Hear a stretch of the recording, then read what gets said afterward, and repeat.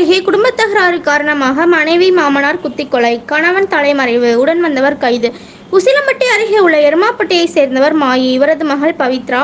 பவித்ராவிற்கும் உசிலம்பட்டி அருகே உள்ள சொர்க்காம்பட்டியை சேர்ந்த பூவேந்தர் என்பவருக்கும் 5 ஆண்டுகளுக்கு முன்பு திருமணம் நடைபெற்று 4 வயதில் குழந்தை ஒன்று உள்ளது. கணவன் மனைவி இருவருக்கும் குடும்ப பிரச்சனை காரணமாக தகராறு ஏற்பட்டுள்ளது. இதன் காரணமாக இருவருக்கும் சண்டை ஏற்பட்டது. பவித்ராவை அவரது தந்தை மாயி பழனிச்செட்டி முருகன் கோவில் தெருவில் உள்ள உறவினர் வீட்டில் கடந்த 3 நாட்களாக இருந்துள்ளனர்.